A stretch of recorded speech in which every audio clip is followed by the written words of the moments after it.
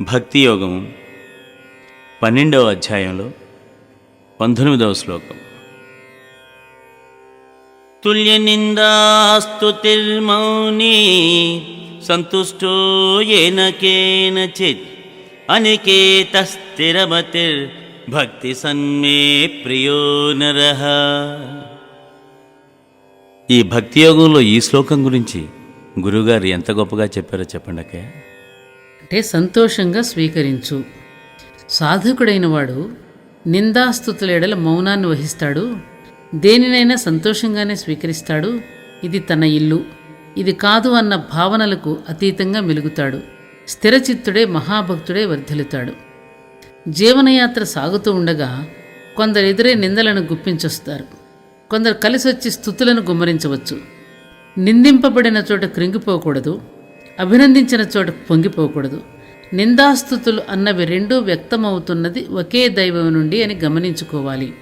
అతడక్కడ ఎలా ఎందుకు ప్రవర్తిస్తున్నాడు, ఇక్కడ ఇలా ఎందుకు చేయగలుపుతున్నాడు అన్నది మనకు గ్రహింపుకు రావాలి.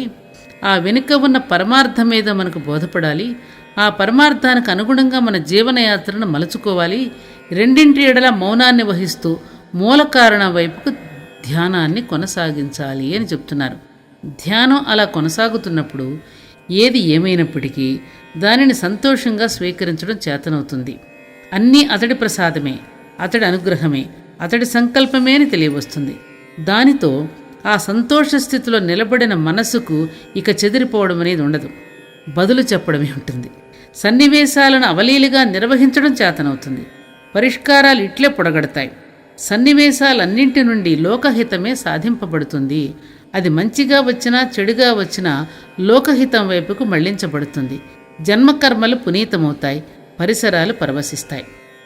ఇక అతనికి ఇది తన నివాసమో ఇది కాదు అన్న భేదభావం కరిగిపోతుంది. ఎక్కడ ఉంటే అక్కడ తన నివాసము. ఈ సృష్టి అంతా తన నివాసమే. ఇందులో తనది కానిది ఏది, తను కానిదేది, తనవారు పరులు అన్నది కూడా కరిగిపోతుంది. ఎవరినీ పరాయిగా చూడడం అనేది ఉండదు, కిరాయిగా భావించడం అనేది ఉండదు. అంతటా దైవమే గోచరిస్తాడు. అతడే తన నివాసమని తెలియవస్తుంది. మనసు అతని యందు లగ్నమవుతుంది. దానితో దానికి స్థిరత్వం వస్తుంది. దైవమందు కుదుర్చుకున్న మనస్సు మహిమాన్వితమవుతుంది. మహాకార్యసాధనకు వినియోగపడుతుంది. భూమిపైన దేవుడి రాజ్యాన్ని అనుభవానికి తెస్తుంది. అనంతమైన శక్తియుక్తులను అనుక్షణం పొందుతూ ఉంటుంది. నిరంతరం లోకహిత కార్యాలలో నిమగ్నమవుతూ ఉంటుంది.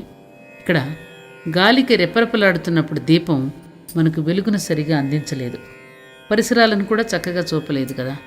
ఆ దీపం మొగ్గ ఎంత పెద్దదైనప్పటికీ ఆ దీపం అలా కదిలిపోతున్న వేళ అది చేయగలిగింది లేదు.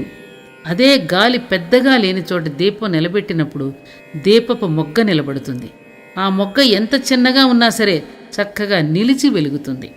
పరిసరాలను మనకు స్పష్టంగా చూపుతుంది. మనసు ఆ దీపం లాంటిది. సన్నివేశాల తాకిడికి చెదిరిపోతున్న వేళ అది చేయగలిగింది లేదు. ఆ తాకిడికి అతీతమైన స్థితిలో అది నిలబడగలిగినప్పుడు ఇక అది చేయలేనిది లేదు. దైవంలో కుదురుకున్న మనసుకు ఇక అసాధ్యమన్నది ఉండదు. ఈ సత్యాన్ని తెలియజెబుతూనే విభూతి యోగుల కృష్ణుడు అంటాడు కదా, ఇంద్రియాలలో మనసును నేను అని. మనసుకంత పెద్దపీట వేశాడతడు. తన స్వరూపంగా దాని వినియోగాన్ని నేర్వమన్నాడు. మనసు ఉన్నందుకు ఫలితం ఇది అని గ్రహించమన్నాడు.